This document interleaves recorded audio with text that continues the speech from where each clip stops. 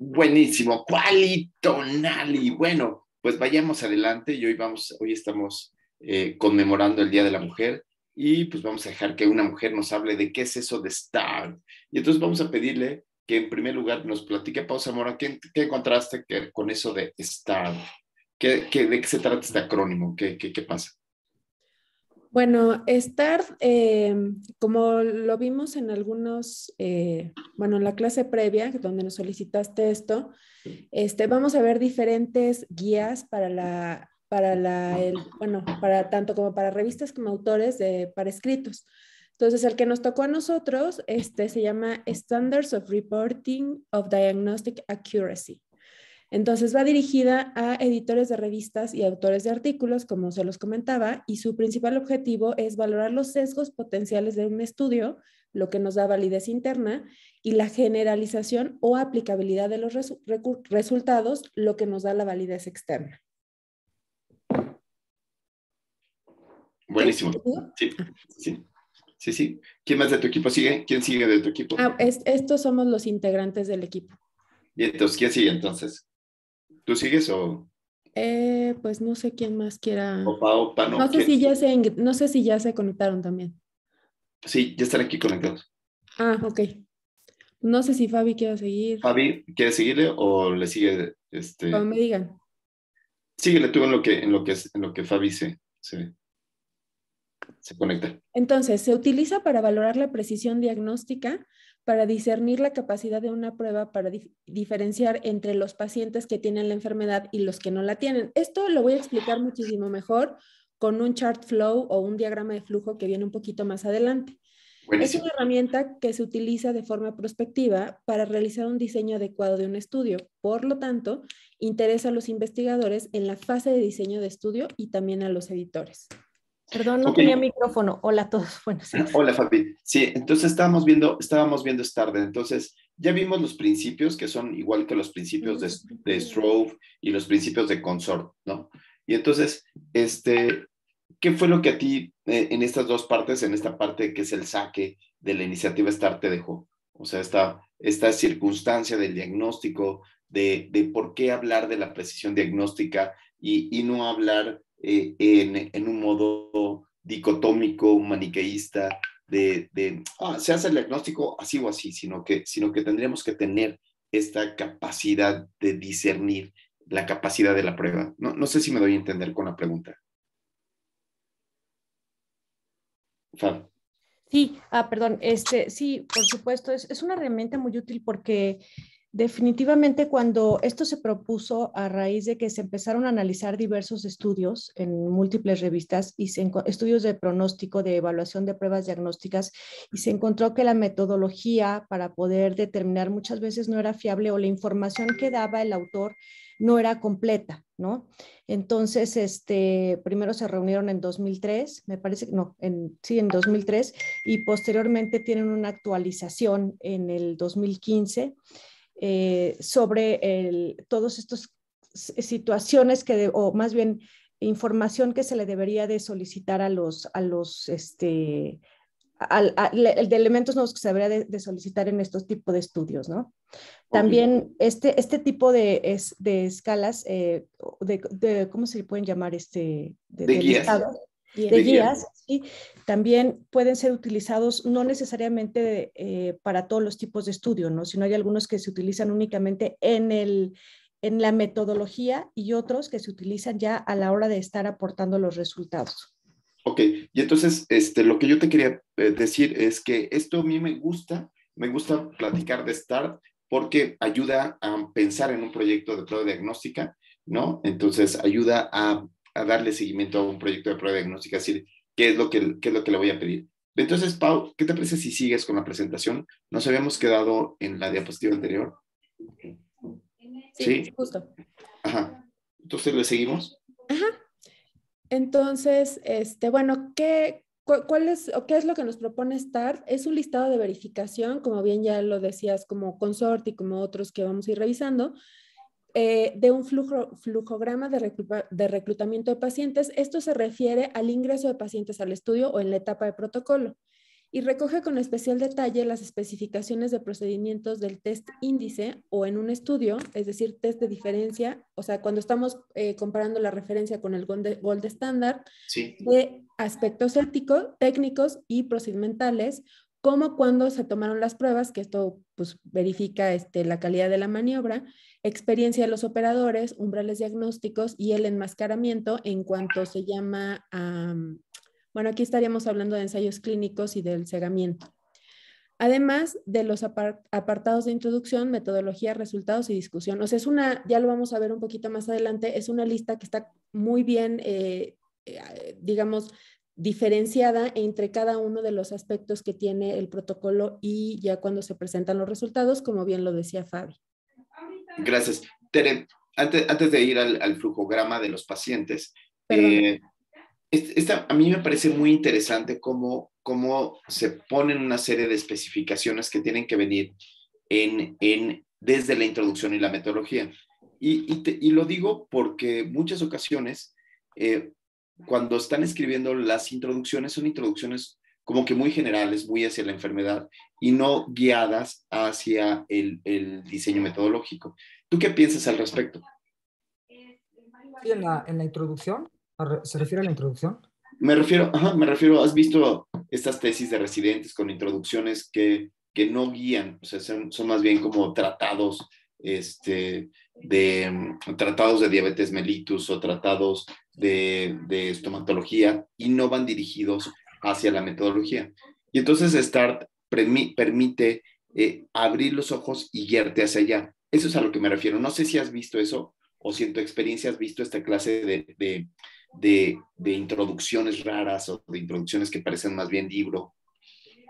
Sí, que tratan de poner como desarrollar los términos de lo que se está viendo y no guiar como la lectura como hacia el objetivo, hacia la justificación de lo que se quiere hacer, ¿no?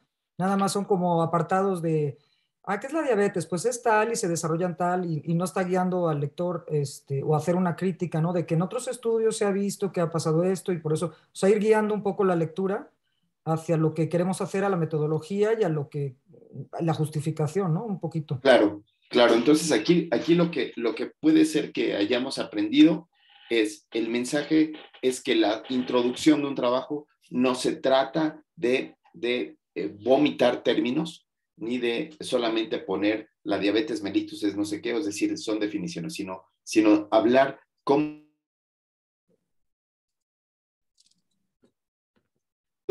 hacia algún lado. Muy bien, Pam. Muchísimas gracias. Le seguimos. Entonces, lo que sigue, quisimos hacer como muy didáctico, lo que sigue es el flujograma de pacientes. Aquí, si recuerdan, la doctora Ivonne en algún punto en sus clases también nos enseñó que era aconsejable poner en un escrito este diagrama de flujo, ¿no? ¿Qué fue ocurriendo en la entrada de los pacientes justo antes de la tabla 1? Entonces, bueno, lo voy a leer aquí un poquito. Dice pacientes potencialmente elegibles, que sería nuestra N. O sea, ¿Se ve el audio de repente? Ahí soy yo. Benjamín. Perdón, no sé si soy yo. Que se Sí, va soy mi yo audio. muy bien, Pau. Perdónenme, Más bien. no sé. Bueno, entonces son los pacientes, los participantes potencialmente elegibles. Y aquí vamos haciendo la salida y la causa de esa salida, ¿no? O sea, ponen razón 1, razón 2, pero pienso que estas razones pueden ser un poco, o sea, no es que sean 1 o 2, pueden ser varias razones por la cual estos pacientes que eran potencialmente elegibles son excluidos del estudio. Después tenemos pacientes elegibles. Espera. Este es un punto muy importante para los estudios de prueba diagnóstica. ¿Cuáles son los pacientes potencialmente elegibles para un estudio de prueba diagnóstica? Yadira Melchor, ¿cuáles son los pacientes potencialmente elegibles para participar en un estudio de prueba diagnóstica? Y en eso es distinto a todos los demás estudios. Yadis. Perdón, no está Yadis. Yadis se fue a la marcha. Sí, aquí Mario. estoy. Perdón. En un estudio de prueba diagnóstica, ¿cuáles son los estudios potencialmente elegibles? Que no Los estudios, pues, Los pacientes. um, Mario. cuáles son los participantes potencialmente elegibles que vienen aquí. ¿Qué puso aquí? Pues Ah, los que, es prueba diagnóstica, es un estudio de prueba diagnóstica. los que tienen la enfermedad, ¿no? Que potencialmente la pueden tener. Otra vez, es distinto. Fíjate muy bien cómo tienes un paciente que tiene la enfermedad y un paciente que es potencialmente que tenga la enfermedad. ¿Cuál escoges? Benjamín, ¿ves la diferencia, Benjamín? ¿Ves la diferencia entre un paciente que es potencialmente enfermo y un paciente enfermo, Benjamín? ¿Y qué tiene esto que ver en los estudios de prueba diagnóstica? Se me fue el internet y como que no escuché absolutamente nada de los 5 minutos previos. Les pido una disculpa. Sí. Serían los potencialmente enfermos, porque los que ya están enfermos, la prueba diagnóstica ya no tiene ningún sentido. Digo, ya No. sabes que están enfermos. No. Serían Los que todos, estuvieron ¿no? expuestos, Lulú Santos. perdón. Tienes que considerar a toda la población que cumpla con las características demográficas que ya determinaste. ¿Se me fue a mí o a Lulú? Creo que a ti, Rodolfo. ¿Lulú? Aquí estoy. Creo que Rodolfo no nos escucha. Sí. Se me fue a mí. ¿Me escuchas? Sí. Ok.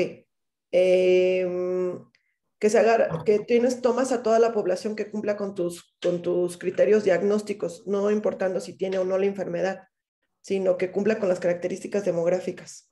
Pero tienes que agarrar a toda la población. Entonces aquí una parte de lo que dijo Ariel, que es, debo de tener sujetos que tienen la enfermedad y sujetos que tengo sospecha de la enfermedad. Entonces los pacientes potencialmente elegibles son los que cumplen con los criterios de que puede tener la enfermedad, de la sospecha de la enfermedad. ¿Por qué? Porque en un estudio de prueba diagnóstica, si agarro solamente los pacientes que están enfermos, si agarro muchos pacientes enfermos, digamos que más del 50% o 70% de los pacientes enfermos, entonces la prueba va a salir muy alta y va a estar sesgada. ¿Se entiende? ¿Se entiende, Ariel? Sí, Andrea. O sea, la prueba la podría yo hacer en cualquier persona, ¿no? O sea, ese tendría que ser mi objetivo, ¿no? Que pueda yo distinguir enfermos de no enfermos. No. Fíjate que eso te podría llevar a un sesgo. Imagínense esto que está diciendo Andrea. Ariel, imagínate que dice Andrea dice, quiero buscar tuberculosis. Y entonces, quiero buscar tuberculosis y quiero buscarlo en cualquier paciente. ¿Tendría que ser en cualquier paciente, Ariel?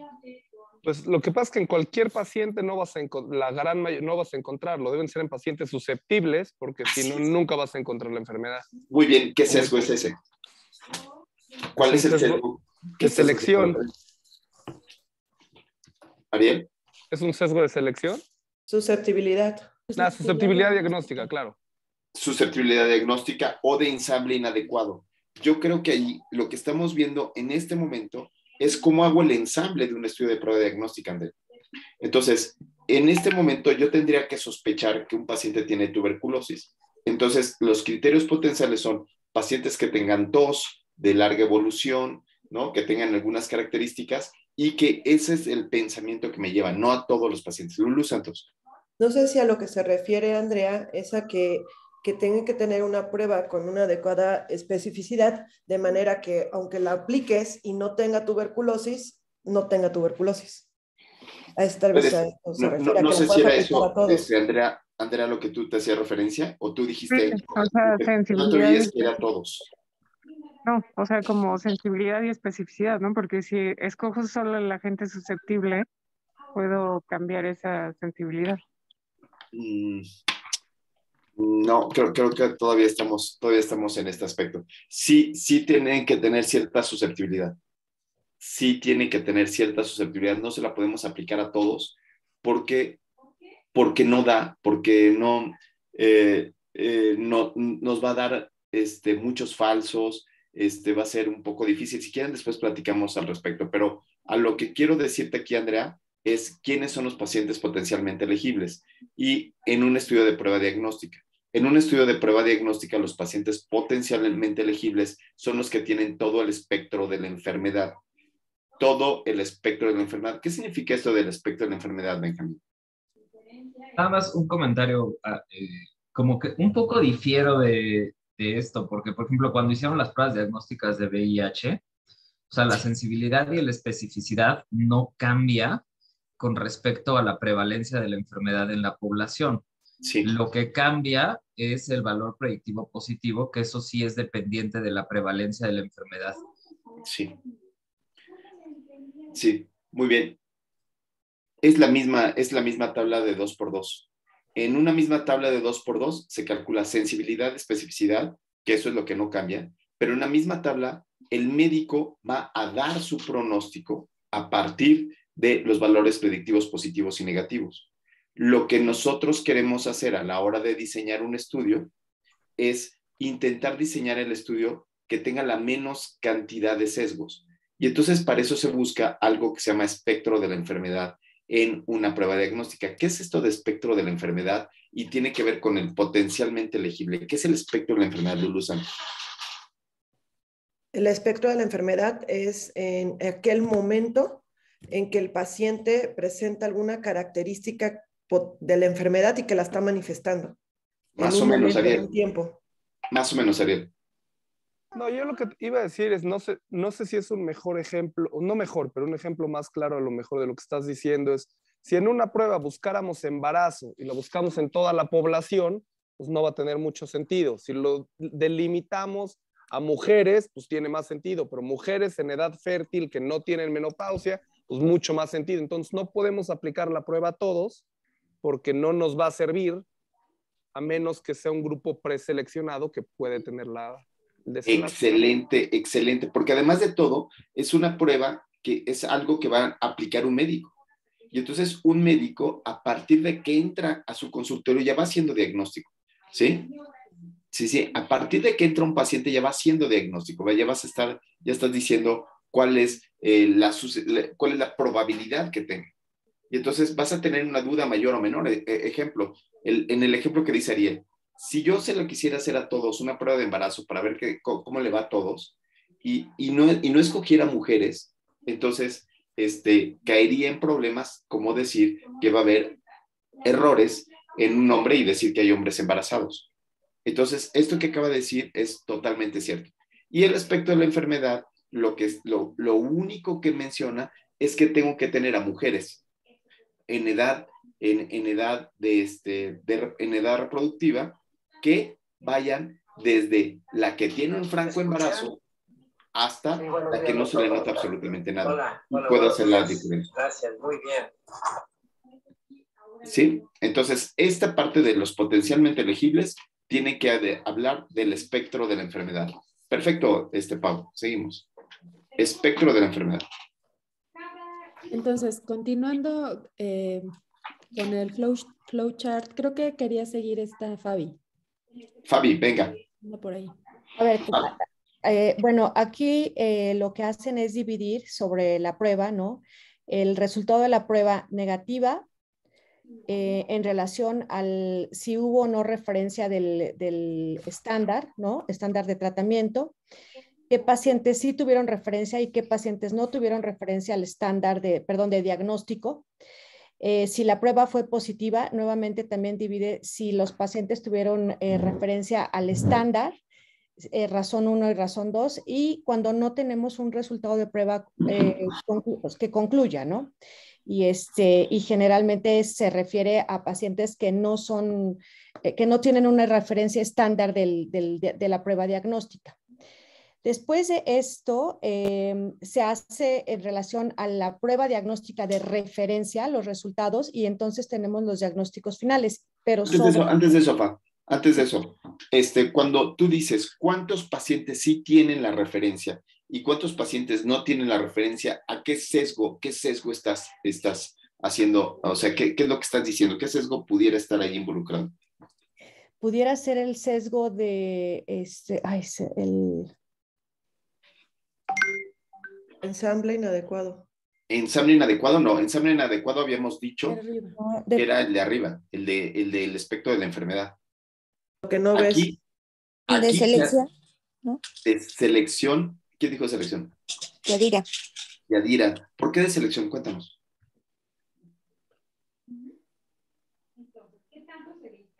¿Por qué de selección, Yadis? Porque, no sé, no todos están teniendo como la homogeneidad o los mismos de marcación diagnóstica. Entonces sería sesgo de detección. Yo también creo, yo creo que más bien estaríamos ahí hablando de sesgo de detección o sesgo de ejecución de la prueba diagnóstica. Porque aquí la ejecución de un estudio de prueba diagnóstica constituye en todos los pacientes que tengo, todos los pacientes tienen que tener las dos pruebas, ¿no? Tienen que tener la prueba innovadora y el estándar de oro, ¿cierto? Sí. ¿Y qué pasaría si no todos la tienen? O sea, no, se lo hago, pero no a todos. Entonces, Ya no sirve el estudio. por ahí podría ser el sesgo de selección que dice Yadira. A mí me parece que sería como sesgo de ejecución del estudio, porque no fue ejecutado de manera adecuada. Cuando yo estoy pensando en una prueba, en un estudio en un ensayo clínico aleatorizado, cuando veo que la ejecución no fue adecuada, se hacen análisis por intención a tratar. Y entonces aquí, cuando tengo estas pérdidas, lo que hago es que tengo que evaluar el nomograma de Fagan precisamente para poder acotarlo a lo que nos estaba platicando Benjamín inicialmente sobre las poblaciones que debo de yo tener en cuenta, que se llama la probabilidad preprueba. ¡Wow! Esto es una locura. O sea, la prueba diagnóstica es igual de difícil que un ensayo clínico, ¿no? O sea, vean todos los sesgos que se pueden tener y por eso es tan importante el hablar de cuántos sí tuvieron el estándar de referencia y cuántos no tuvieron el estándar de referencia. ¿Quedó bien ahí, Yadis? ¿Sí, Yadira? Sí, gracias. Perfecto, entonces nos quedamos que puede ser sesgo de selección o sesgo de ejecución de la prueba diagnóstica. Perdón, Fabi, te interrumpí, pero venga.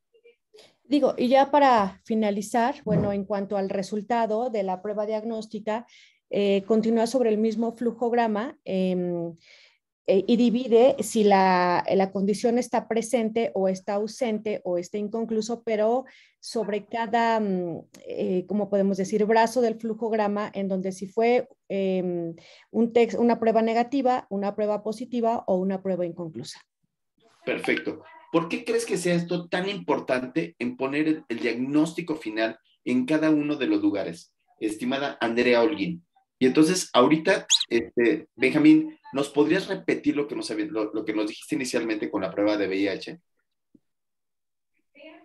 Sí, que la sensibilidad y la especificidad de la prueba no cambia dependiendo de la población que la apliques. Lo que cambia es el valor predictivo positivo de la prueba. Buenísimo. Entonces, cuando hablas de sensibilidad, ¿en cuál de las tres columnas tendrías ahí enfrente? ¿Cuál escogerías? Index test negative, index test positive, index test inconclusive. Cuando hablas de sensibilidad. Positivo, ¿no? La del medio. Test positive, la del medio. Andrea Holguín, ahora sí, dinos por qué es tan importante que se mencione cuál es el diagnóstico final, la condición presente, ausente, con las palabras que nos dijo Benjamín. Con la idea que nos dice Benjamín. La idea que nos dice Benjamín es la prevalencia de la enfermedad no importa si estoy viendo sensibilidad, especificidad, importa si ya le voy a decir a mi paciente. Porque, o sea, comparándolo con el estándar de oro, puedo saber cuáles sí son verdaderamente positivos y cuáles son verdaderamente negativos. Sí, pero aquí ya tienes index test positive, ¿no? O sea, la tasa de positividad de ese índice quiere decir que concuerdan las dos pruebas, el estándar de oro y la que estoy aplicando. Ok, Andrea, recuerda del lenguaje. Cuando estamos hablando de pruebas diagnósticas, no hablamos de concordancia, sino hablamos de desempeño. Exacto. Sí, claro. Sí se ve la diferencia entre concordancia, que es dos observadores midan lo mismo, y desempeño es qué tanto se desempeña la prueba con la otra cosa. ¿Sí, Andrea? Completamente de acuerdo. Fabi. Y, Rodolfo, lo que entiendo es que el final, la conclusión del estudio, lo que hace es medir los valores predictivos, o sea, la eficacia real de la prueba diagnóstica. Claro, porque es lo que tú le vas a decir a tu paciente. Los valores predictivos positivos es lo que tú le vas a decir a tu paciente si tiene cáncer o no tiene cáncer, ¿no? O sea, no te interesa cómo se desempeña la prueba. El desempeño de la prueba te vale gorro, porque tú estás utilizando la prueba, Fabi, para decirle algo al paciente. No sé si me explico. Sí, sí, sí. ¿No? Entonces, ¿para qué utilizamos estas pruebas? Las utilizamos para presumir y decir, ¡ay, tiene alta sensibilidad y alta especificidad! O las decimos porque eso me ayuda a mí a darle un valor predictivo positivo al paciente y decirle qué es lo que va a pasar, ¿no? ¿Sí, Benja? Entonces, por eso es que yo intentaba hacer mención hace un ratito de cómo al final del día es tan importante el ensamble adecuado de una prueba diagnóstica, porque al final vas a decirle tú a tu paciente si tiene o no tiene VIH, ¿no? Independientemente de que la prueba sea buena o mala. ¿Sí, Benja? Sí. Ok, buenísimo, pues seguimos adelante. Entonces, creo que ya terminamos de comentar la tabla. Excelente. Y como Una duda. Ah, sí. Sí, Lulú. Perdón. En el diagrama de flujo, ¿en qué es el no reference standard?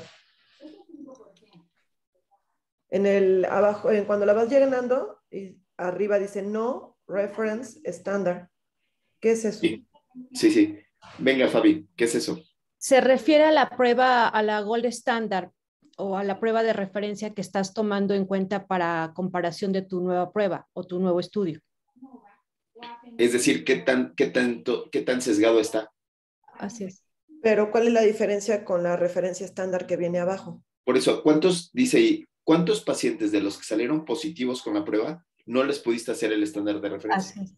Exacto. Sí. Dice, no, pues es que, ¿sabes qué? Que pues no se dejaron, se echaron a correr después de hacerle, ya no regresaron, no fue posible tomar la prueba de referencia. Y entonces ahí dijimos que habíamos dicho, Yadira dijo que ese era un sesgo de selección porque estaba seleccionando nada más a los pacientes que salieran positivos en una y tuvieron el referencia. Yo había dicho que eso podría ser un sesgo de ejecución del estudio. Sí. ¿No? Entonces, lo que queremos ver en este aspecto es la ejecución del estudio. ¿Cómo se ejecutó el estudio? ¿Sí? Sí. Para eso es este diagrama. ¿Qué tantas fallas hubieron? Okay. Buenísimo. Bien, Luis. Gracias. A ti. Adelante. Bueno, ya como nos estaba comentando Fabi, se hizo una revisión de estos criterios, se había presentado en 2003 y aquí en esta diapositiva lo que les ponemos es un resumen de los nuevos criterios STAR que se aplicaron en 2015. Entonces, pienso que es un poco más fácil si les muestro como la generalidad, que era lo que les explicaba hace un momento, donde nos habla o pone los apartados de introducción, métodos, resultados y comentario, discusión. Y aquí están las zonas, bueno, las áreas donde se hicieron estos nuevos elementos. En la parte en el número 2, dice resumen estructurado. Y la razón fundamental, que es lo que nos hablaba Rodolfo, es que los resúmenes se utilizan cada vez más para identificar los elementos claves del diseño y los resultados del estudio, más que, pienso yo, un marco teórico, ¿no? Lleno de paja. Número 3, uso previo y función de la clínica función clínica de la prueba, perdón, permite describir la aplicación específica de la prueba y ayuda a los lectores a interpretar las implicaciones de las estimaciones de precisión informadas. Ahí vamos a parar un poquito. Ajá. Ahí vamos a parar un poquito. ¿Por qué? Porque tenemos que ahondar a los principios básicos de en qué momento le hago la prueba a una persona. Pano, ¿estás con nosotros? ¿No te he visto? Sí. ¿Estás por aquí, Pano? Según yo, sí. Sí, aquí estoy. Pano, cuéntanos. Sí. Describir la población específica. ¿Cómo qué poblaciones nos podrías decir tú? ¿Nos podrías decir unas 2 o 3 poblaciones más o menos en donde se aplican pruebas diagnósticas y nos das ejemplos clínicos? Describir la población específica. La aplicación específica de la prueba. Describir la aplicación específica de la prueba. O sea, pues finalmente son para hacer pruebas diagnósticas. Entonces, no entendí muy bien la pregunta, pero, o sea, sí, tendrán que la ser... aplicación específica de la prueba, o la pregunta es, ¿cuáles podrían ser las distintas aplicaciones específicas de una prueba diagnóstica? ¿Cuántas conoces? Y si nos das ejemplos clínicos. Híjole, no sé. Ángel Ruiz, ¿cuáles son las aplicaciones de una prueba diagnóstica? Es para para hacer el diagnóstico corroborar el diagnóstico clínico de una enfermedad. Ok, ya en O la corroboración. La ausencia de la enfermedad. Perfecto, entonces ya voy a corroborarlo, ¿no? Ya voy a hacer un diagnóstico de certeza. Esa podría ser una aplicación, para que sea un diagnóstico de certeza donde te digo, esta se parece muchísimo tiene una alta sensibilidad y una alta especificidad, y entonces esta sería como la prueba de certeza, la prueba diagnóstica de certeza. Muy bien, Ángel. César, ¿qué otro escenario tenemos de aplicación específica de la prueba? César Rojas, ¿no estás con nosotros? Jaime, tú sí estás con nosotros. Jaime. Bueno, perdón, depende también de la prueba, ¿no? Hay dos tipos de pruebas, las que son, que el ejemplo clásico del VIH, las pruebas de tamizaje y las pruebas de certeza, de mayor sensibilidad y especificidad. Así es, Ángel. Entonces tenemos que la aplicación específica de la muestra pudiera ser de tamizaje o pudiera ser de certeza diagnóstica. Sí, Pano.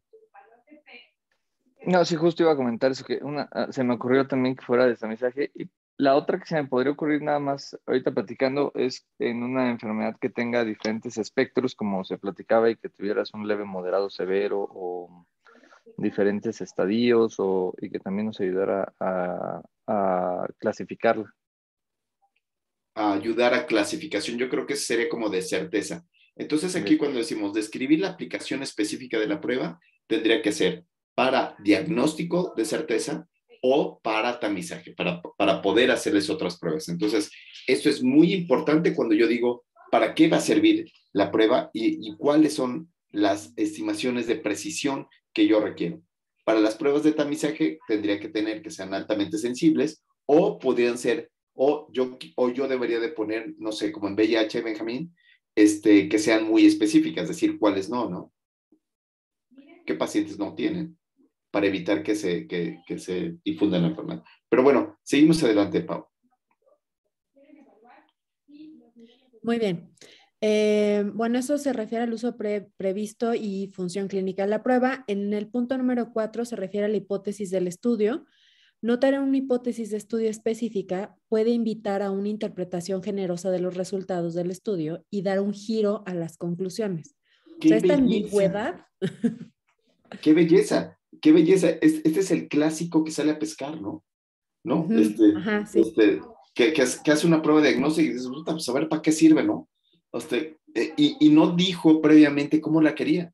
Si la quería sensible o la quería específica, sino que a la hora de ya llegar al análisis dice, bueno, pues esta me puede servir para algo, ¿no? Ya le saco el provecho a Arielcito. Pero igual, el tener una hipótesis no evita que le des un giro, porque yo puedo tener una hipótesis y estar equivocado con mi hipótesis y darle el giro que yo quiera. Digo, sí. Rechazo la hipótesis alterna y ya yo decido qué tipo de... Bueno, le puedo dar las conclusiones que yo quiera, aunque no sean las que tenía pensadas. Sí, totalmente. Hay gente mala en el mundo siempre, ¿no? Sí, tienes toda la razón. O sea, se le puede dar la vuelta, la manipulación de los datos, el muerto revive, la tortura de datos, ¿no? Ya sabes qué es la tortura de datos. No, pues a ver cómo está sensible o específico, vamos a ver. Sí, tienes toda la razón. Este es uno de los motivos por los cuales se pide someter, por lo cual hoy en día clinical trials ya permiten la entrada de estudios de prueba diagnóstica. Entonces, ¿para qué? Para que tú pongas la hipótesis previa y lo pongas en algún lado para que no salgas con la batea de babas de que al final ya te salió, ¿no? Si chequeas y sale un conejo del estudio, ¿no? como ha sucedido con un montón de pruebas diagnósticas, como ha sucedido con las mastografías, como ha sucedido con los papanicolaos hoy en el Día Internacional de la Mujer, ¿no? O sea, en la defensa. Tienes toda la razón. Esto no lo permite, lo que lo permitiría sería que yo lo escriba en Clinical Trials. Muy bien, gracias. Gracias, Ariel. Muy bien, seguimos adelante. Tamaño de muestra. Bueno, en cuanto al tamaño de muestra, los lectores quieren apreciar la precisión y el poder anticipados en el estudio, y si los autores lograron reclutar el número objetivo de participantes. Excelente. Jaime Hidalgo, ¿cuál es la fórmula para los estudios de prueba diagnóstica? Sí, Lulu. El de proporción. El de una proporción. Y voy sobre la sensibilidad. Aunque pudiera buscar la diferencia de dos proporciones y lo puedo hacer utilizando diferencia de proporciones, buscando la diferencia entre una prueba que no es el estándar de oro, sino es una prueba que es el mejor estándar de referencia, y otra prueba, y buscar diferencias de proporciones entre una y otra, diferencias entre la sensibilidad entre una y otra. Entonces, por excelencia, la prueba sería de una sola, el cálculo de tamaño de muestra es de una sola proporción, pero no estaría mal poner dos proporciones. Muy bien, Lulu. ¿Sí? Seguimos adelante. Muy bien. En cuanto a la discusión, para evitar saltar a conclusiones injustificadas, se invita a los autores a discutir las limitaciones del estudio y sacar conclusiones. ¿Qué es lo que les pedimos en el apartado de discusión, ¿no? En el apartado de discusión siempre tienes que poner limitaciones. No habría ningún estudio que sea perfecto. Y otra vez regresamos, no hay estudios perfectos. Tenemos que estar viendo cuáles son los limitantes, en qué población fue, a qué población pudiera estar dirigido, ¿no? ¿Sí? Seguimos adelante. Aquí me faltó, teniendo en cuenta la aplicación, teniendo en cuenta la aplicación específica de las pruebas evaluadas.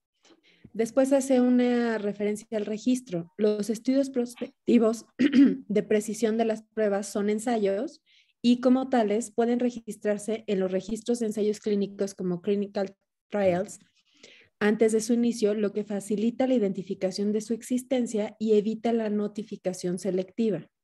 Y ahí está, me adelanté un poquito, estimado Ariel. ¿Ya viste? La única manera de evitar que la gente sea mala y le cambie la prueba es haciendo la notificación, evitando la notificación selectiva y subiendo la Clinical Trials. ¿Cómo lo ves? Ese está bueno, ¿no? Ese punto, estimado sí, pero Ariel. ¿qué tan grave es? Y si encontré algo adicional en mi estudio, jugándole un poco el abogado del diablo, resultó que yo creí que era A y está transparente y mi protocolo dice que estaba buscando algo, pero encontré algo diferente.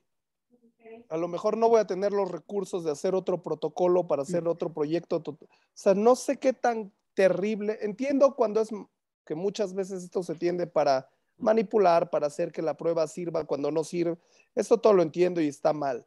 Pero suponiendo que tenemos, y no necesariamente en una prueba diagnóstica, pero en un estudio, y tenemos un hallazgo diferente a lo que queríamos, porque muchos nos han recalcado que es un hallazgo, estamos buscando una variable, un desenlace, pero si encontré otra cosa, yo creo que también tiene valor, digo, y poniéndolo como una limitante, que no, esto no es lo que estaba buscando, sin embargo nos dimos cuenta que X, Y y Z y tiene también alguna implicación importante.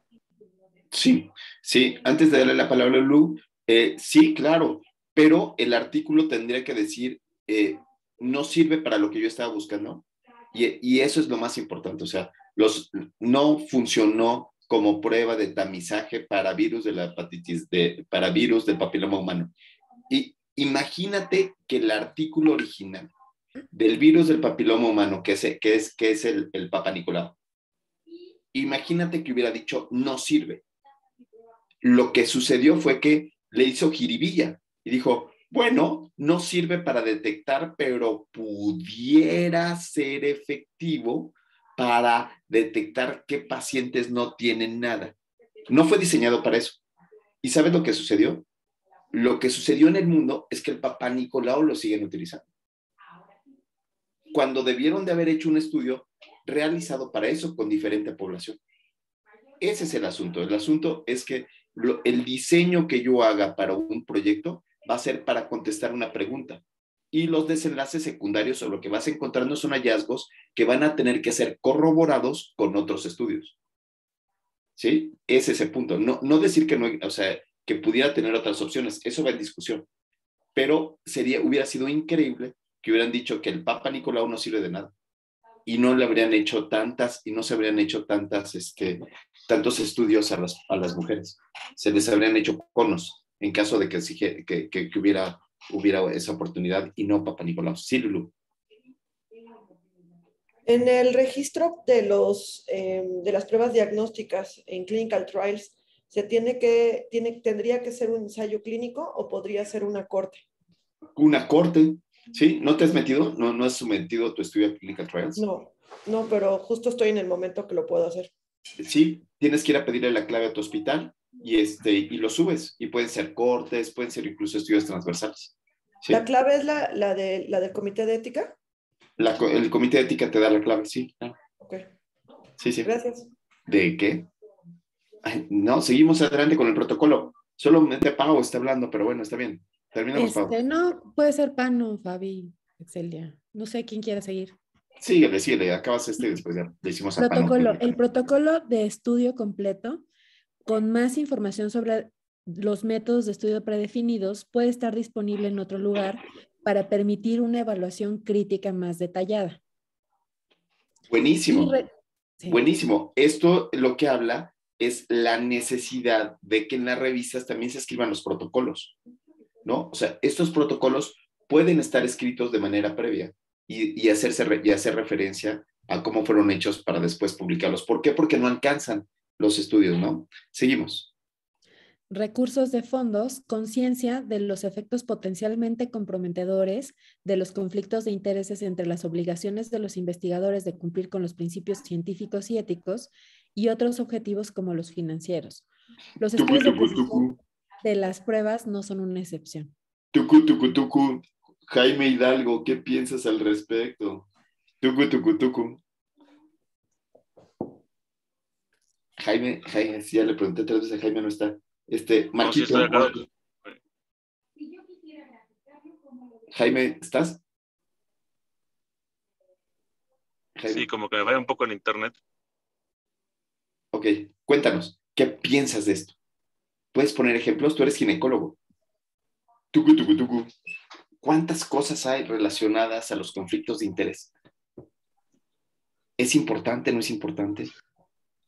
Por supuesto que es importante, porque pues muchas veces, bueno, no solamente en ginecología, sino pues cuando están desarrollando nuevos fármacos, pues puede haber... Estamos en prueba diagnóstica. Sí, estamos en prueba diagnóstica. Cuéntanos. Cuéntanos desde el punto de vista de un ginecólogo, ¿cuáles conoces? Pues la que estaba platicando principalmente el Papa Nicolau. Ahorita lo que se ve mucho, pues erróneamente lo que hacen es combinar Papa Nicolau con colposcopía en mujeres, y pues es algo que no se debe de hacer. O sea, lo que está descrito es que siempre tiene que tener alteraciones en el Papa Nicolau y que no sean alteraciones inflamatorias para que puedan entonces justificarse realizar una colposcopía y no hacer las dos al mismo tiempo. Y es algo que pues incluso las pacientes están acostumbradas y que ya llegan pidiendo las dos cosas cuando es algo completamente erróneo, porque pues puede tener bastantes falsos positivos. Sí. Marquito Montes de Oca, muy bien. Hablemos de la parte de los conflictos de interés al respecto. De los conflictos de interés y acuérdate de todas las publicaciones en donde resulta que nadie tiene conflicto de interés con nadie. O sea, no, cero conflicto de interés, no, nunca me han disparado un congreso, Marco, nunca me han llevado a un congreso, ni me han llevado a pasear por el mundo, ni conozco el mundo gracias a la industria farmacéutica, y no ponen sus conflictos de interés. ¿Tú qué piensas de estos colegas tuyos? La verdad, es demasiado, la verdad, empezando por el término de educación. Pues, los estudios los hace principalmente la gente que tiene de alguna manera las herramientas para poder hacerlos, y los médicos por lo general no estamos capacitados o no, bueno, muchos de los médicos no tienen pues, las herramientas para hacer estudios tan complejos, menos de fármacos o de alguna investigación, algún ensayo, lo que sea.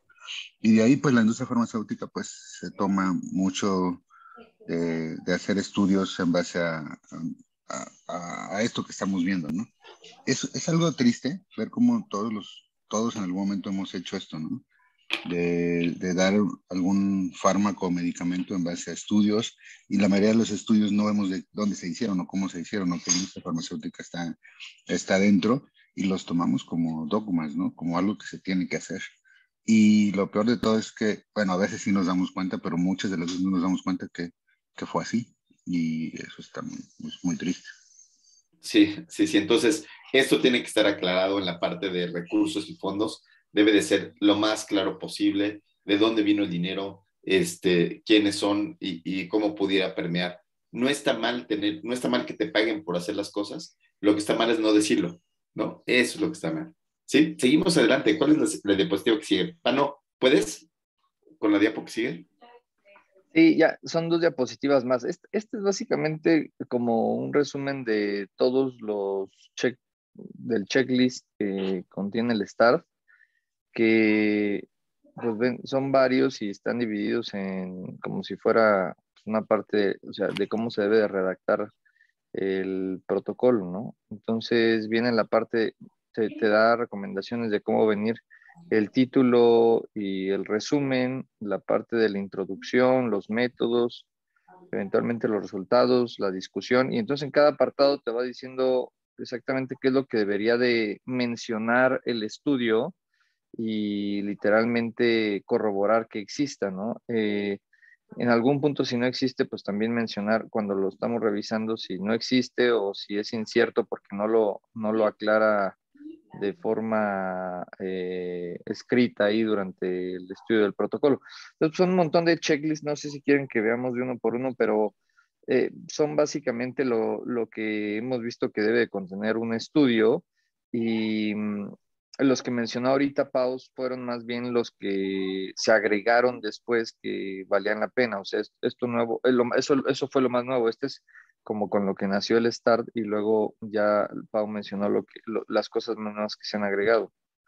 Buenísimo. Pano, ¿cuál es el que más te llamó la atención de los 13 puntos? ¿Cuál es el que más, el que a ti más te removió los intestinos? La verdad es que, o sea, lo que ahorita platicábamos, el que más me gustó es el de poderlo someter a un clinical trials, ¿no? Porque como dice Ariel, creo que al final de cuentas, haciendo el estudio, tú puedes un poco ya cuando lo publicas moverle un poco a la hipótesis, incluso lo del tamaño de muestra, hemos visto cómo pues varía utilizando la misma fórmula de diferencia de proporciones, pero hecha por fulano de tal o fulano de tal, y los muestreos pueden salir diferentes, ¿no? Entonces, creo que todo se podría ajustar siendo mal intencionados, y pues sí, por lo menos Clinical Trials dice, a ver, lo que tú dijiste cuando empezaste esto era esto y ahorita me estás diciendo otra cosa. Creo que no,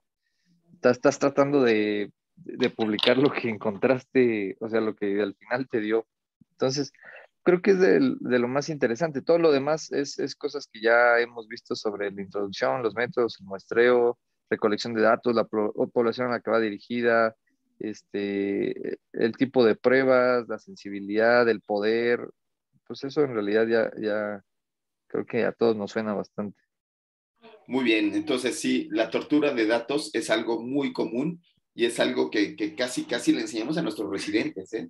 A nuestros residentes hay muchos residentes que llegan con su base de datos y dicen, ay, doctor, ayúdeme a calcularle, a ver, vea qué podemos hacer. Y entonces, dependiendo de la inteligencia del cuate, podemos sacar oro de las bases de datos de los residentes, pero es tortura vil y es ir en contra del método científico. Sí, Luisa. Tengo duda del 1 y del 13. Venga, primero el 1. En el 1 dice que se recomienda el término MESH, sensibilidad, especificidad. O sea, ahí está diciendo que en tu búsqueda pongas sensibilidad, especificidad de la mastografía, bla, bla. ¿O a qué se refiere? Se refiere que en el título o en el resumen o en las palabras clave venga la palabra sensibilidad y especificidad. Lo que puede ser en el título o en el resumen. Así es. O en las palabras clave también. Ajá. O en las palabras clave. La razón es porque cuando tú buscas un artículo de prueba diagnóstica, utilizas el acrónimo PIES, que es pacientes, intervención, y la S es de sensibilidad, especificidad. Entonces, por eso es que tienes que poner este anclaje dentro del artículo para que sea fácilmente rescatable. Ok. Entonces, el título puede terminar 2 puntos, sensibilidad y especificidad. Ok.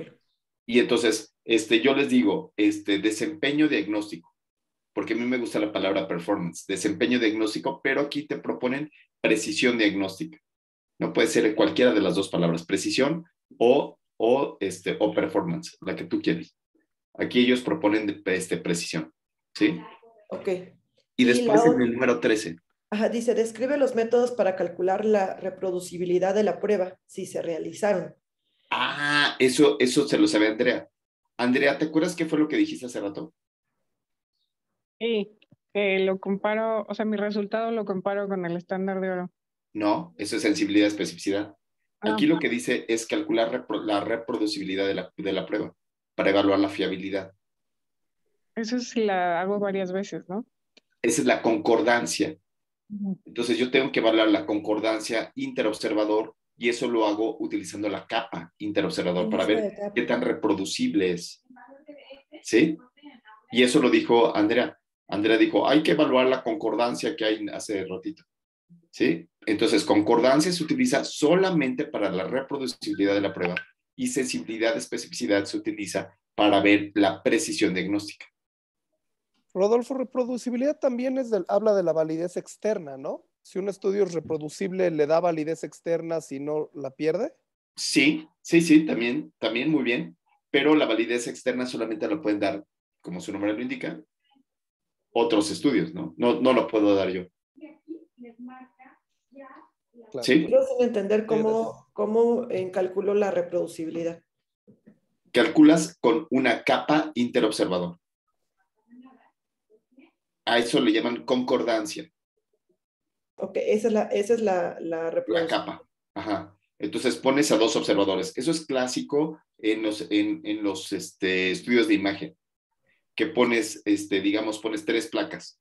Una con neumonía, una sin neumonía y una indiferenciada. Y pones a un lector a decir, ¿tiene neumonía o no tiene neumonía? Y el lector tiene que poner sí. Y entonces lo contrastas con otro radiólogo.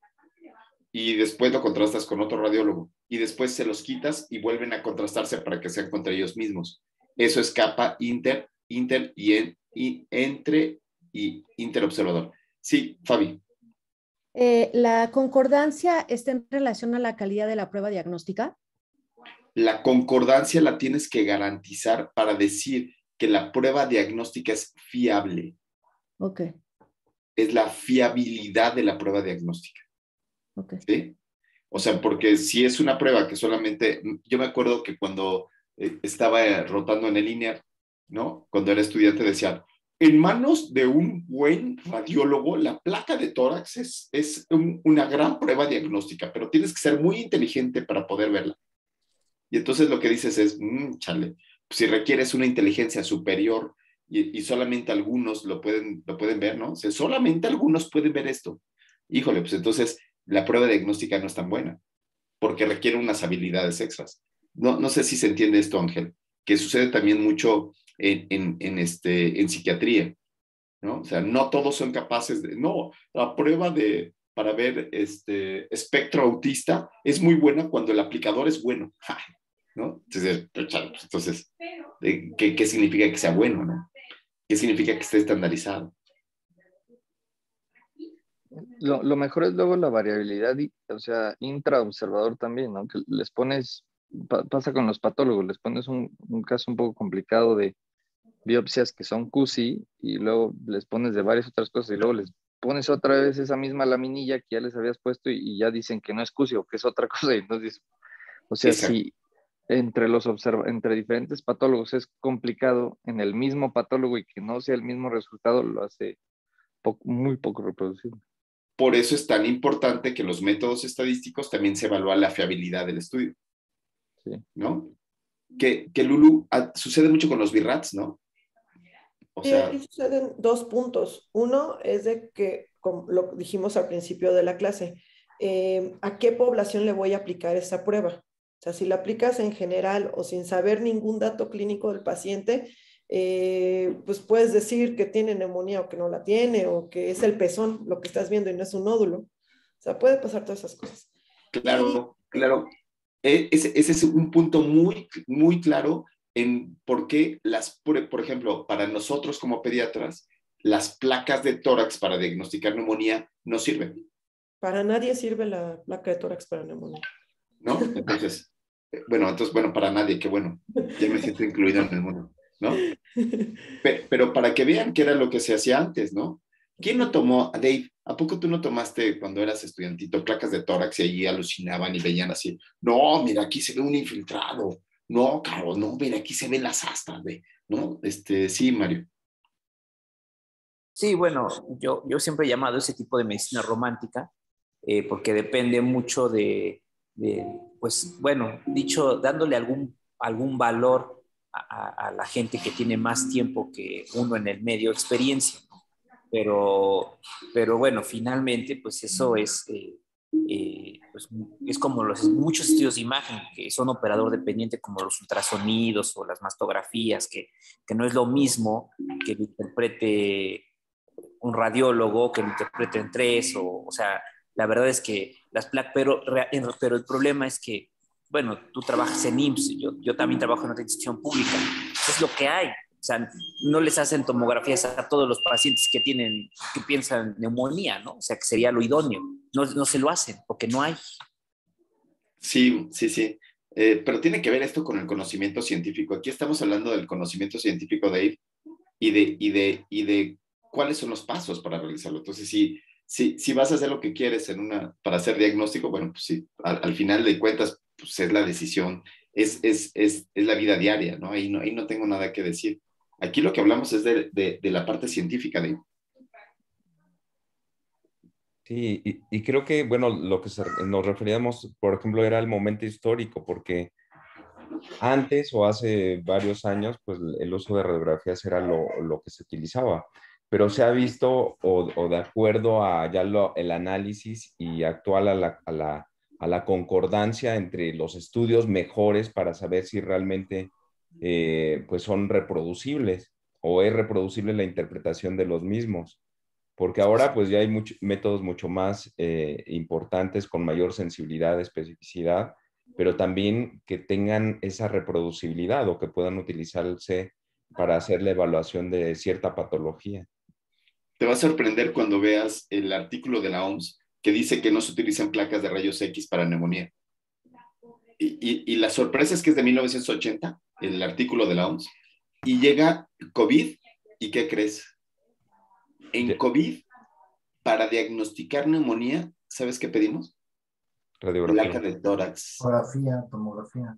Pero porque también depende mucho es a nivel mundial, es el estudio que más se utiliza a nivel mundial y creo que sería justificado en una parte masiva utilizar radiografía.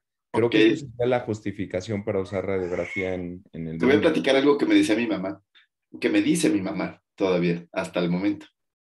Me dice, hijo, si los demás se avientan del puente, tú te vas a aventar del puente. Ay, es que todos utilizan radiografía, Lulu. Todos utilizan radiografía, pues yo también. Todos le mandan mastografía. Entonces, como todos le mandan mastografía, yo también se la voy a mandar. Pues porque es lo que hay, ¿no? O sea, pues más que nada, pues es lo que hay, ¿no? Y si no se la mandan, me van a ver feo. Lulucha. Me parece interesante que se pueda hacer por medio de estas guías, estandarizar y mejorar la calidad de todos los estudios. Retomando el ejemplo que puso Pano, del patólogo que le das la biopsia para diagnóstico de CUSI, o me pasa a mí para asignar un BIRATS 4 o un BIRATS 5. Primero, esa es la prueba que está avalada, que la mastografía es la prueba en la cual puedes detectar cáncer temprano, porque eso es lo que está ya institucionalizado y en todas las guías de uso clínico. Aunque sabemos cuáles son las interpretaciones que se dieron en los artículos originales. Pero para los médicos esa es la prueba. Para el patólogo hay que hacer el HIE y luego tal inmuno y tal inmuno. Pero si a esto no le agregamos la clínica, las características de la población, o si esta paciente se siente o no siente, si el paciente de Q si tiene o no tal síntomas,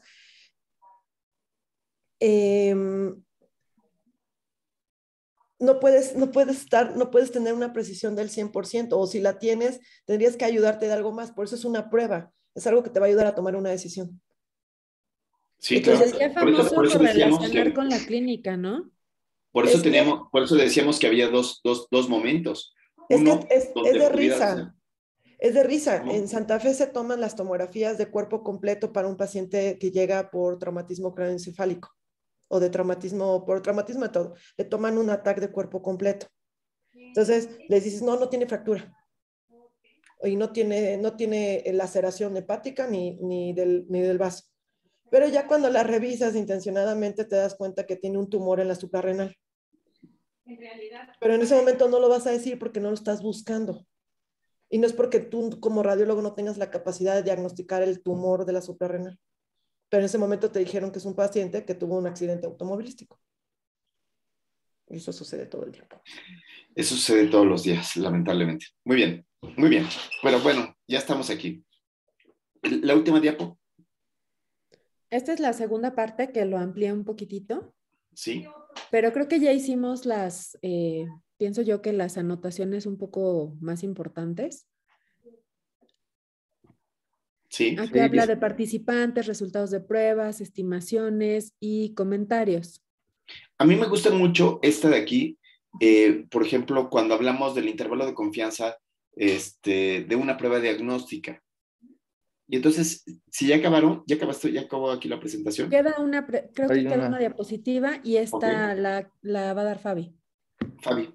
Esta, Rodolfo, en realidad esta me gustó mucho porque es como una conclusión, ¿no? Hay otras declaraciones como la declaración Cuadras y nos pone la diferencia entre el START, lo que evalúa el START y Cuadras, ¿no? Entonces, Cuadras, perdón. START es para evaluar la precisión de un estudio de pruebas diagnósticas. Cuadras es para evaluar la calidad de una prueba diagnóstica. El aspecto que va a evaluar START es la precisión, es decir, la capacidad de una prueba para identificar a los pacientes con enfermedad, mientras que Cuadras evalúa el rigor de los estudios primarios. El START su uso es prospectivo para los investigadores y en la fase de diseño del estudio y para los editores, mientras que Cuadras es para las revisiones sistemáticas y los metaanálisis. El START evalúa principalmente la validez interna, sesgos y variaciones, como ya comentamos, los dos sesgos principales, y Cuadras evalúa principalmente su aplicabilidad.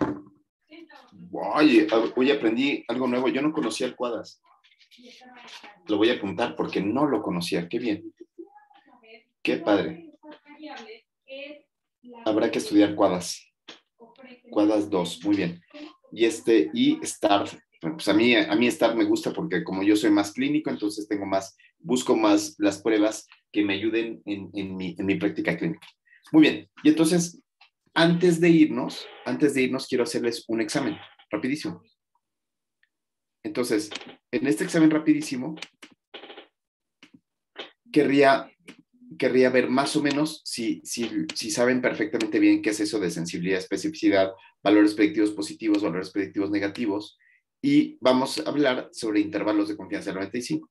Entonces, tengo aquí una tabla de 2x2, y entonces en la tabla de 2x2, primero vamos a ver la anatomía de la tabla de 2x2 para una prueba diagnóstica. Obviamente que estamos evaluando una prueba diagnóstica que es resultado del acrónimo PIES. ¿Sí? Intervención y estándar de oro. Muy bien, y entonces nos quedamos hace ratito en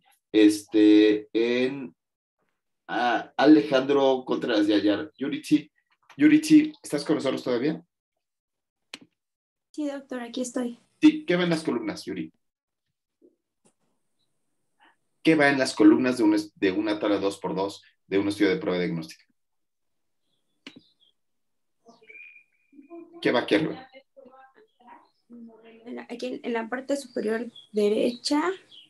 En las columnas, no. Ok. Ya ves, estas les vamos a llamar columnas y estas filas. Sí, ¿Qué va en las columnas? Puesto, no tenemos, El outcome. Outcome. ¿Quién dijo outcome? No, Mario. Mari, no. No, porque no es un estudio de pico. Aquí no tenemos outcome. En los estudios de causa-efecto sí va ahí el outcome. Aquí no va el outcome. Es el estándar de oro, Los ¿no? expuestos y los no expuestos. Arriba va el estándar de oro. Arriba va el estándar de oro. Estándar de oro. ¿Qué va al inicio? ¿Los que están enfermos o los que no están enfermos? Presente. Los que están enfermos. Los enfermos van aquí. Están enfermos. Y los sanos de este lado. Muy bien, perfecto. Entonces, ya en las filas, estimada Mari, ¿qué van las filas ahora?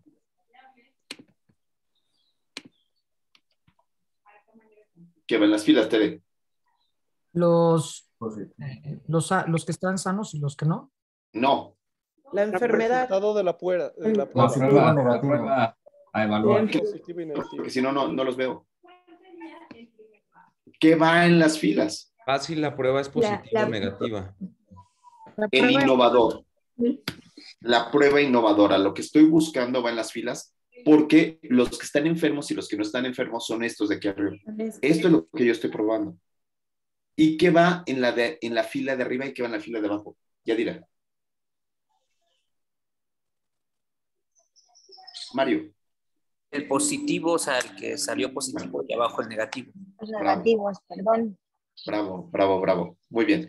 Entonces, Yadira, en lo que para perdonarte nos tienes que decir cuál es la fórmula de la sensibilidad para que te perdonemos.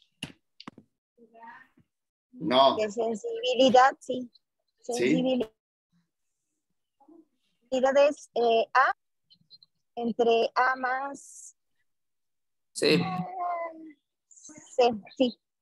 Ay, te soplaron. Qué mal eres. Entonces, lo que evaluamos aquí es esta columna. Esta y sola esta. Solamente evaluamos a los casos positivos. Y sí, efectivamente, como dijo Benjamín, esta prueba está hecha, la sensibilidad y la especificidad resiste a la prevalencia de la enfermedad. Pero si yo hago el estudio en un lugar con mayor prevalencia, de todas maneras se puede enchocar, se puede sesgar. Muy bien. Y entonces aquí lo más importante es hacer énfasis que A es el denominador. Muy bien. Muy bien. Benjamín, la especificidad. Es D entre D más D. Bravo.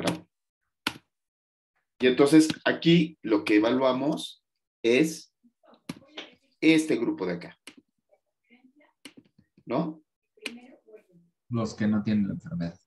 ¿En qué momento, y esto es para todos, para el que quiera, en qué momento en mi práctica clínica ocupo sensibilidad de especificidad?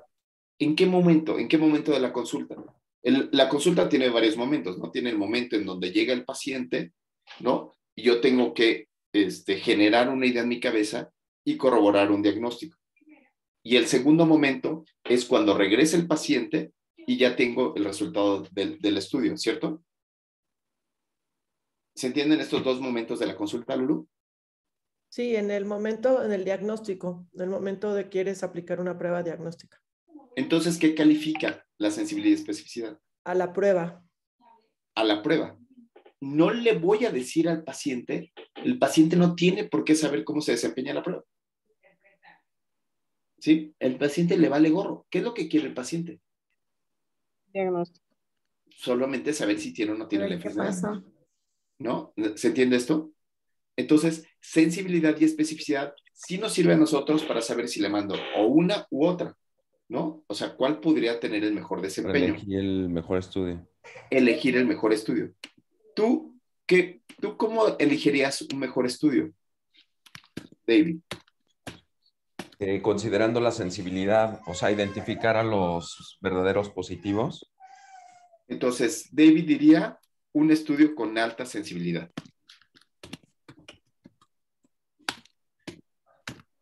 ¿Sí?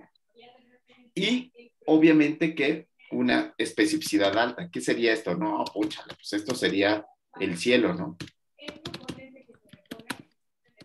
Pero puedo tener otros escenarios, ¿no? ¿Qué otros escenarios puedo tener? Sensibilidad alta, especificidad baja. Ajá.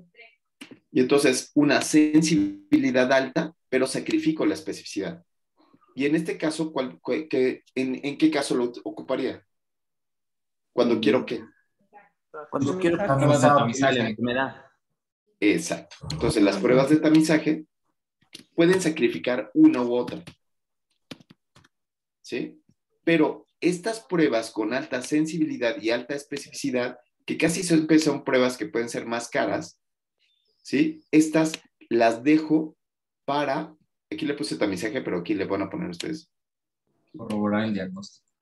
Claro, para algo que le llamamos diagnóstico de certeza. El diagnóstico de certeza lo hago tras corroborar y ayuda a disminuir la razón de verosimilitud que tiene la prueba. Muy bien. Ahora pasamos con Ariel. Ariel, ¿qué es eso de los valores predictivos positivos? Si sale mi prueba positiva, ¿qué tanta probabilidad tengo de que sea positiva? Y si sale ¿En qué negativa, momento lo ocupas con tus pacientes? Cuando ya tiene el paciente una prueba positiva o negativa. Y llega a tu consulta y le dices, su probabilidad de tener la enfermedad es de tanto. Exacto. No le dices, usted tiene diabetes, sino le dices, su probabilidad de tener diabetes es de tanto. ¿Sí?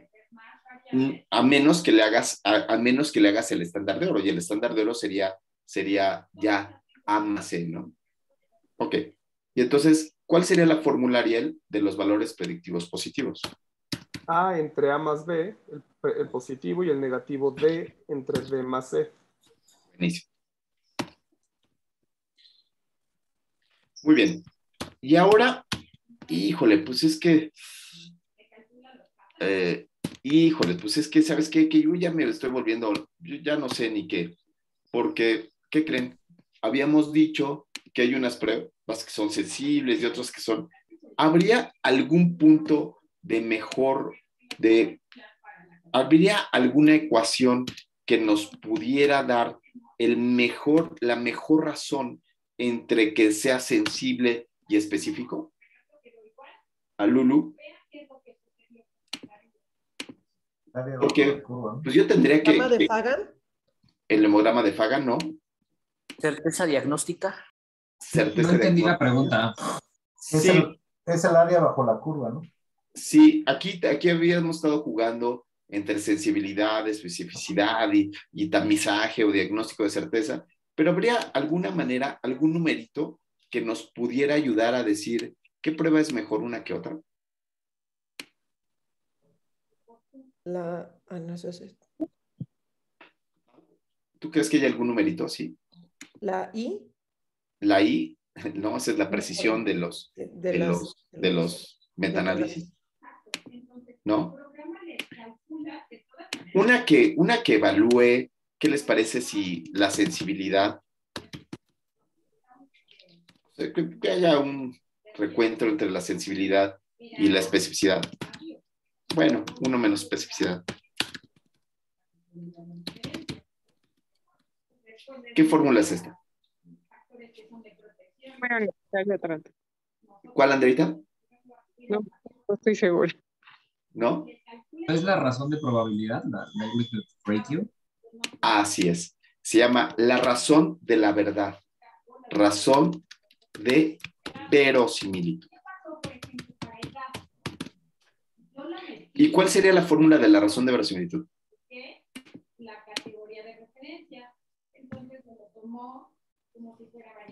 Fabi Flores. Sí, perdón, es que estaba hablando con un paciente, perdón. No te preocupes. La sensibilidad sobre Ajá. uno menos la especificidad. Sensibilidad entre 1 menos especificidad. ¿Sí? Es esta fórmula.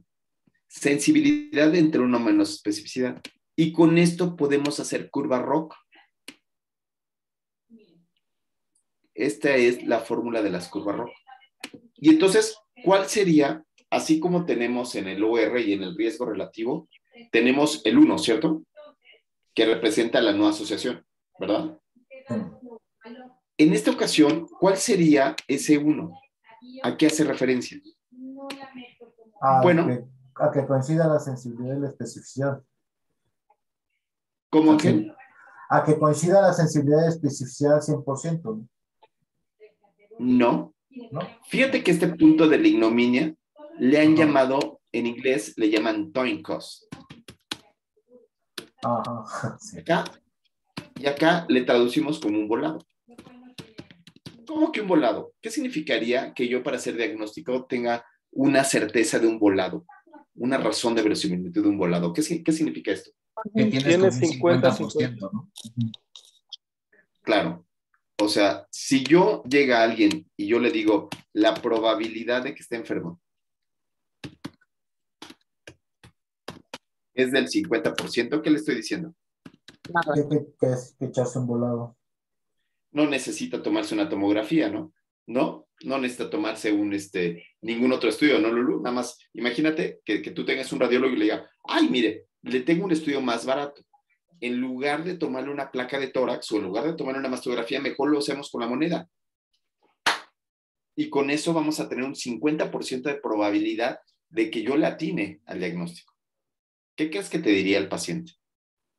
César. No se pase, doctor. No se pase, doctor, ¿no? O sea, ¿qué me está diciendo? Pues no, pues entonces no sabe. ¿Cuántas pruebas hay que tienen esa probabilidad de un 50%? ¿No? Púchale placas de tórax, Papa Nicolau, mastografías, exudados faringios, coproparasitoscópico, ¿no? Como que puede que sí, como que puede que no. Y entonces vamos a ver si algo tuviera una sensibilidad del 100%, que sería este punto. Entre una especificidad del 100%, ¿cuánto nos daría? 1. Entonces, una razón de verosimilitud de 1 significa que no sirve. Que es una prueba que es igual que echarte un volado. ¿Se entiende? Y entonces, de aquí me voy para arriba para pruebas que pueden ser útiles. Entonces, hemos dicho que una razón de verosimilitud de 5 es una buena prueba, pero una de 10 es una prueba de mucha certeza. ¿Sí? Entonces, esta razón de verosimilitud es muy importante para poder entenderlo. Y lo que nos pide STAR es que estas razones de verosimilitud además tengan intervalos de confianza del 95. ¿Por qué intervalos de confianza del 95? Bueno, porque si en alguna manera yo tengo digamos, esta prueba que va así, muy pegadita aquí, ¿sí? Entonces, pues no está tan mal, tiene una razón de verosimilitud de 2, pero me piden que el intervalo de confianza de esto me piden el intervalo de confianza del 95% de algo que se le ha llamado área bajo la curva. ¿Alguien entiende qué es eso de área bajo la curva? Es todo lo que está debajo de la raya curviada esta que está acá. ¿Y qué significa el área bajo la curva? Pues qué tanto es sensible y específico, o sea, qué tanto es la razón de verosimilitud. Eso viene en porcentaje, ¿verdad? Entonces, el área bajo la curva mayor, ¿de cuánto es? ¿De cuánto a cuánto van los valores del área bajo la curva? Estimado Jaime Hidalgo. Pues entre el 50 y el 100%, ¿no? Van del 0% sí. Okay, pues. al 100%, estimado Ángel. Sí. ¿Sí? Sí, sí. ¿Y cuál sería el punto de la ignominia cuando yo digo que no es estadísticamente significativo? Cuando toca qué porcentaje, Jaime Hidalgo. El 50. Claro. Cuando tengo un área debajo de la curva que el intervalo de confianza toca el 50, en ese momento digo que no sirve. Por ejemplo, puedo tener yo un área bajo la curva de 80, estimado Jaime Santos, Jaime Hidalgo Santos, así le voy a cambiar de nombre, a Jaime Hidalgo Lulú Santos, así es. Seguramente Jaime y Lulú tienen una affair y por eso cada vez que le pregunto a Jaime, Lulú lo salva, lo rescata. Venga, imagínate, interpreta, estimado Jaime, si sigues ahí con nosotros, si no, manifiéstate, que vaya así, de 40 a 90, ¿qué pensarías? De ¿Qué pensarías de 40% que no es significativa. Que no es significativa. Esto es lo que nos piden. ¿Por qué no es significativa, Jaime? Que abarca el 50% que no es significativa. El punto de corte de la gráfica, del área bajo la curva.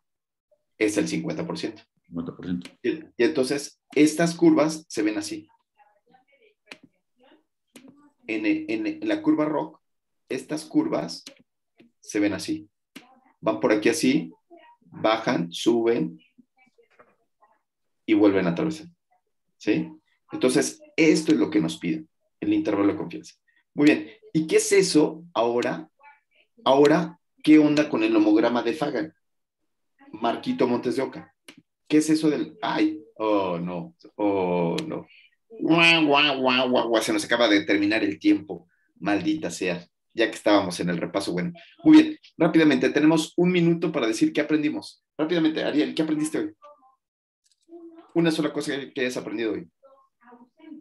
La importancia de tener, o sea, no las guías, pero de como tener guías establecidas para poder hacer los artículos bien. Por ejemplo, y bueno, sobre todo ver para la veracidad, meterlos, reportar antes de hacer el artículo, ya sea en clinical trials o subiendo el protocolo en alguna base de datos antes de hacer el artículo para que sea veraz.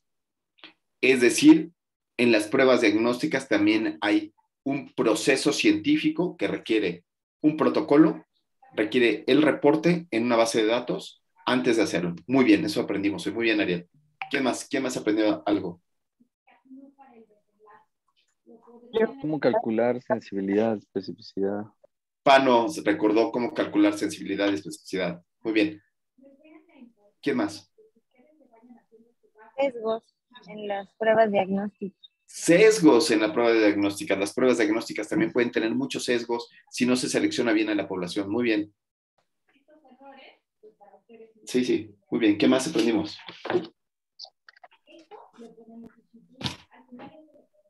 Dice tamizajes con Z. Sí, yo me equivoqué, perdón. Sí. ¿Qué más? Hay que comparar con la prueba, con el estándar de oro. Ok, hay que calcular con el estándar de oro, hay que estandarizarlo, hay que hacer la concordancia interobservador. Y yo aprendí eso del QUADAS. Yo no sabía del QUADAS y lo aprendí hoy, el día de hoy. Celia, ¿ya llegaste? Hola. Yo aprendí sobre la iniciativa START, que nos ayuda a hacer el protocolo de investigación, pero paso por paso, como que se va punto por punto describiéndolo. Buenísimo. Muy bien. Entonces, hasta aquí le dejamos. ¿Y qué vamos a ver la próxima clase? Pues seguimos viendo las iniciativas, ¿no? Está pendiente ver Consort, Strobe y Prisma. Vamos para la siguiente por Strobe. ¿Les parece bien? Sí. Yo siento que sí aprende uno alguito, Ale. ¿Cómo estás? ¿No participaste hoy, Ale? ¿No? Ah, está con Mateo. Me regresé de Ale. Qué cosa. Entonces, seguimos adelante con la otra iniciativa. Me parece que estamos aprendiendo mucho de cómo se hacen los estudios, ¿no? Estamos aprendiendo metodología a partir de esta serie de cosas. ¿No les parece bien así? Y al final hacemos un resumen. ¿Sí? ¿Sí? ¿Cómo van? El repaso igual de las fórmulas y todo esto está muy bueno. ¿No? Y seguimos repasando. Acuérdense que esta clase es de repaso del doctorado. ¿Sí, Jaime? Sí. Jaime, que todas se las contestó Lulú, qué mala onda. Andrea, nos vemos. Bueno, vaya. Gracias. No olviden darle like.